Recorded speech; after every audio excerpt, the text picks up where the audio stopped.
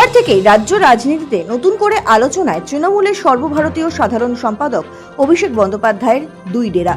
একটি হরিশ মুখার্জি রোডের শান্তিনিকেতন, অন্যটি 121 কালীঘাট রোডের বাড়ি। কারণ কলকাতা পুরসভার পাঠানো জোড়া নোটিশ। কলকাতা পুরসভার আতশ কাজের নিচে এবার তৃণমূলের সর্বভারতীয় সাধারণ সম্পাদক অভিষেক বন্দ্যোপাধ্যায়, তার দুটি ঠিকানায় অবৈধ নির্মাণ হয়েছে এমন অভিযোগের প্রেক্ষিতে এবার জোড়া নোটিশ পাঠিয়েছে কলকাতা পুরসভা। প্রথম নোটিশটি পাঠানো হয়েছে অভিষেকের মা লতা বন্দ্যোপাধ্যায়ের নামে, আর দ্বিতীয় নোটিশটি লিপস অ্যান্ড বাউন্সের নামে গিয়েছে, যার পরিচিতি অভিষেকের সংস্থা হিসেবে। আর এই নোটিশ পেয়েই বুলডোজার চলার হুঁশিয়ারি নিয়ে মুখ খুললেন অভিষেক। মঙ্গলবার বিকেলে দলের বিধায়কদের রুদ্ধদ্বার বৈঠকে ক্ষোভ উগরে দিয়ে ডায়মন্ড হারবারের সাংসদ সাব জানিয়েছেন, ওরা যা খুশি করুক, বাড়ি ভেঙে দিক, নোটিশ পাঠাক, এসবের কাছে কোনো অবস্থাতেই মাথা নত করবেন না। একই সঙ্গে মুখ্যমন্ত্রী শুভেন্দু অধিকারীকে আক্রমণ করে অভিষেক বলেন, এমন মানসিকতার মুখ্যমন্ত্রী বাংলা আগে কখনো দেখেনি। তাৎপর্যপূর্ণ বিষয় হলো, বাংলায় পালাবদলের পর মুখ্যমন্ত্রী পদে শপথ নেওয়ার পরই শুভেন্দু অধিকারী জানিয়েছিলেন কোনো বেআইনি নির্মাণকে রেয়াত করা হবে না। এটা আমাদের রাজ্যে বা কলকাতার ক্ষেত্রে একটি অশনি সংকেত। অবৈধ ওয়ার্কশপ বা কারখানায় কোনো বিল্ডিং প্ল্যান নেই। বিল্ডিং প্ল্যান নেই যেমন the basic norms of fire এবং ইলেকট্রিসিটি, সেগুলো ওখানে ছিল না, কমপ্লিটলি অবৈধ। আমরা বিদ্যুৎ সরবরাহকারী সংস্থাকে পার্মানেন্ট ইলেকট্রিক ডিসকানেকশন করার অর্ডার দিয়েছি এবং সিএসসি কে বিদ্যুৎ সচিবের মাধ্যমে জানানো হয়েছে, যত এই ধরনের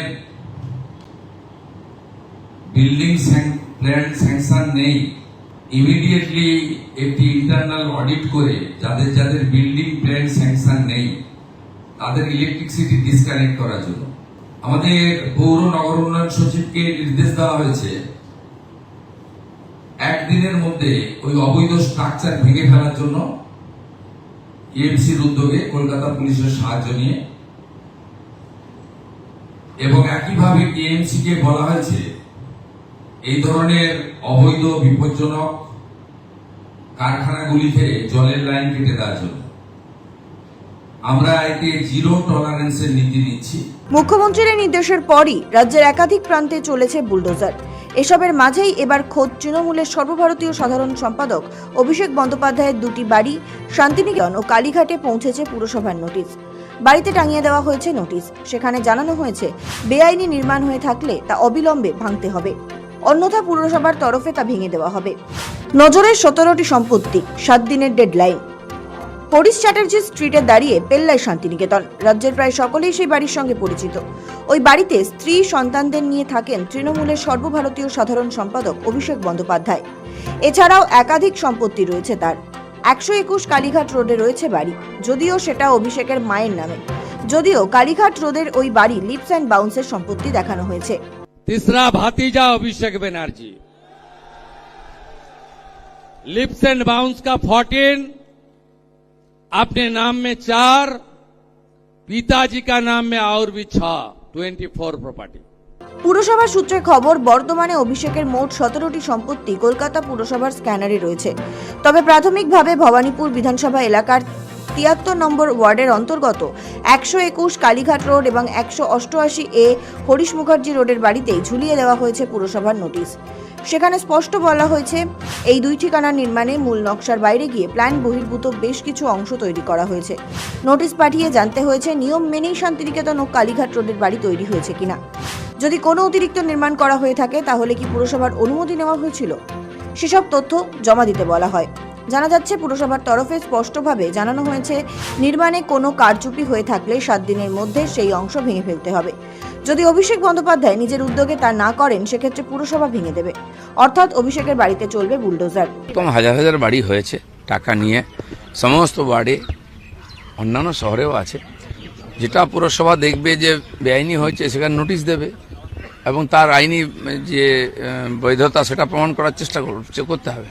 আমাদের মাননীয় মুখ্যমন্ত্রী শুভেন্দু অধিকারী স্পষ্ট করে দিয়েছেন, কোনো ইললিগাল কাজ করা যাবে না, কোনো বেআইনি কাজ করা যাবে না। আর আমরা যারা রাজনীতিবিদ, যারা জনপ্রতিনিধি, তাদেরকে আরো বেশি সন্তর্পণে কাজ করা উচিত। কোনো কিছুই প্ল্যান মাফিক বা প্ল্যানের বাইরে কোনো কাজ করা উচিত না। এবার স্বাভাবিকভাবে যে বাড়ির মালিক অভিষেক বন্দ্যোপাধ্যায় বা তার পরিবারের কেউ, সেই বাড়িতে যদি কোনো নির্মাণ অবৈধ হয়, তার নোটিশ তো ওনার কাছেই যাবে। আমার তো বাড়ি নেই কলকাতাতে, আমার কাছে তো আসবে না।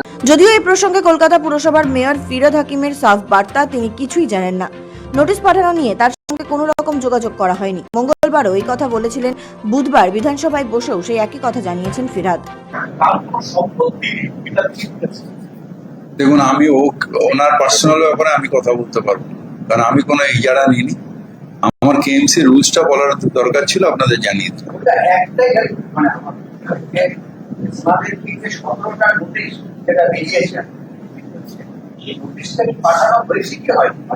এটা আমার জানা নেই, আমি বারবার তো বলছি এর সাথে আমার কোনো সম্পর্ক নেই, আমার জানাও নেই।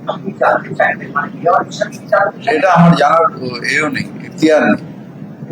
আমি যখন মেটিয়াপুর যে বিল্ডিং পড়ে গেছিল, তখনই আপনাদের বলেছিলাম যে কোনো ইলেক্টেড রিপ্রেজেন্টেটিভ বা ইলেক্টেড যারা হয় তারা পলিসি তৈরি করে।